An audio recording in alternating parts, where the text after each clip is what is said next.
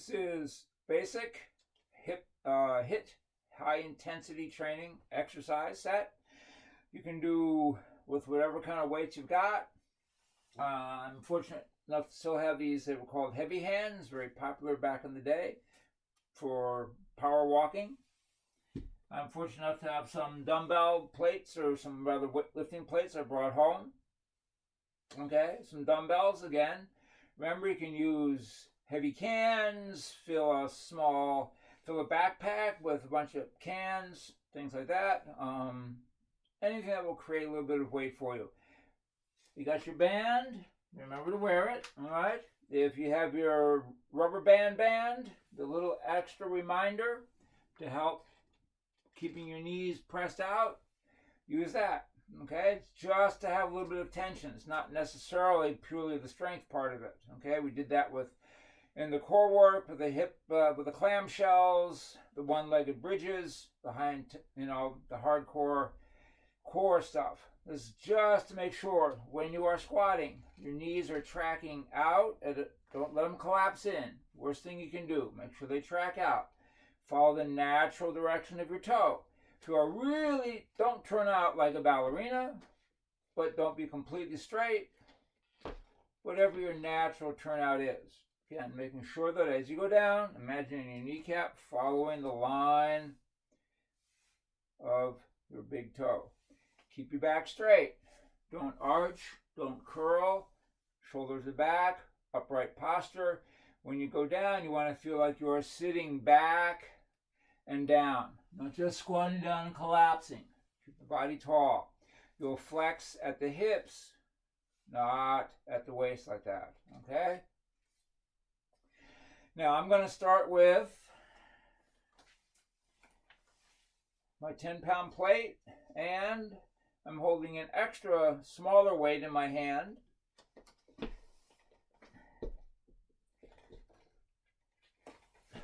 So I'm starting really with a total here of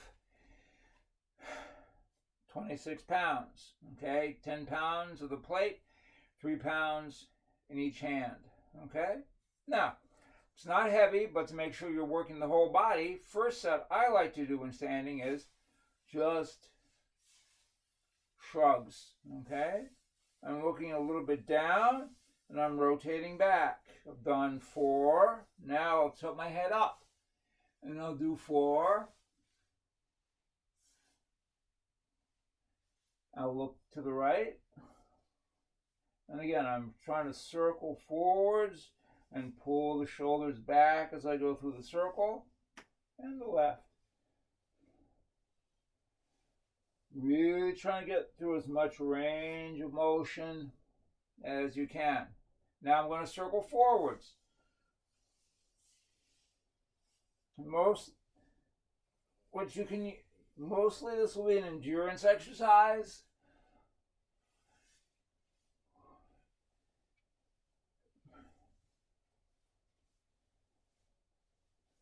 So that's why I'm doing 4 rotations in each of my head positions. So I'm doing a total of 32 repetitions circling my shoulders. And I'm going to do one final set just straight up. Let it relax and feel the stretch at the bottom. Bring it up to try to touch your earlobes. And let it stretch. All right. When I'm set with that, I'm just going to bring them up. I'm going to hold them like I was holding a goblet squat, okay? If you've got a bar, great, put it on your back. Goblet squats are the easiest thing to do at home. Again, use any sack that you put some heavy things in. Get a little bit wider than shoulder width with your feet, pressing the knees out, and sit on back. You notice I'm not bouncing at the bottom. My guideline for my range of motion is my elbows touch my thighs. But I'm not leaning over to do that. Standing straight. Sitting back at the bottom. Side view.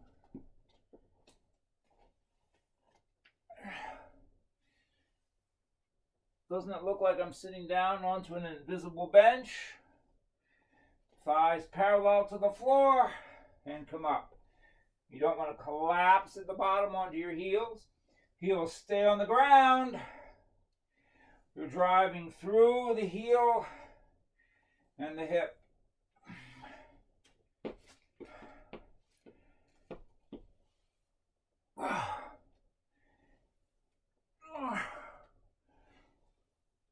Now, the advantage of holding the extra weight is I can drop 6 pounds and keep working my set. Working in the anaerobic zone now. Fighting to use oxygen, make it oxidative glycolic. And finally, I'm going to drop my big plates. This one I can do a little faster. Just help burn and reprocess that lactic acid. Squat set. Get the plates out of the way for yourself. Next set is push-ups with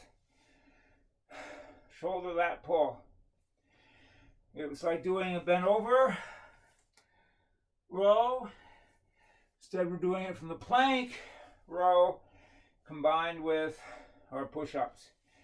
See my dumbbell out there? That's also my guideline for how far I want to go down during my push-ups. I'm going to go down so my chest just touches that. Like we did with the foil bell guard exercise. So it's good to have a range of motion. Again, make what adjustments you need for your push-up positions. If you're not really strong on push-ups yet, you can do the modified ones I showed in earlier videos. Again, nice strong stabilization. Having your band helps you feel pressing your hips out. Great plank is important. 1, 2. I'm going to grab it. 3. I'm not rotating my body. I'm trying to keep myself as flat as possible. And pull. I'm not pulling in. Got my elbow lifted up. 2. And now 2 on the other side. Same, paying attention. I'm doing a few extras. See, I started to push up a little bit. If you find yourself cheating, try to get back to a good plank. 1, 2.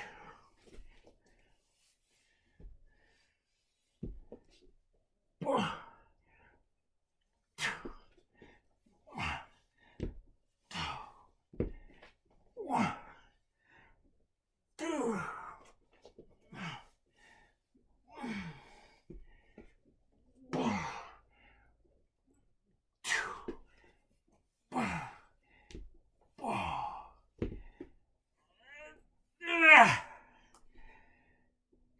That's my failure point.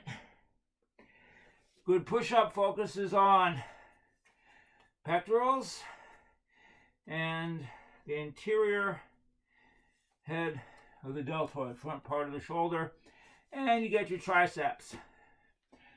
Put your hands closer together, you make it more of a tricep workout.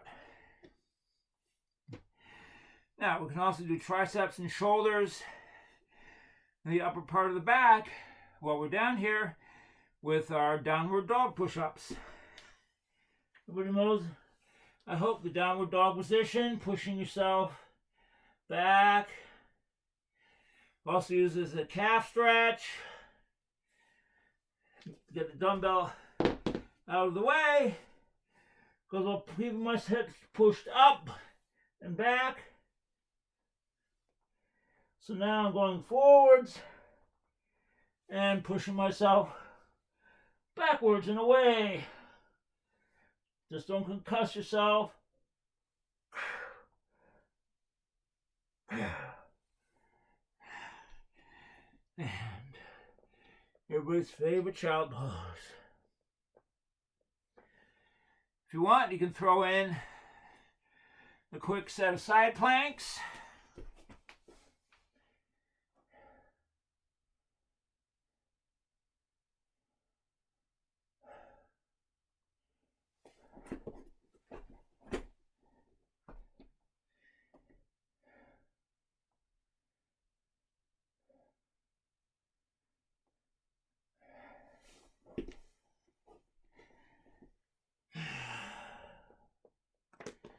And you've done one super high intensity set for the large movers.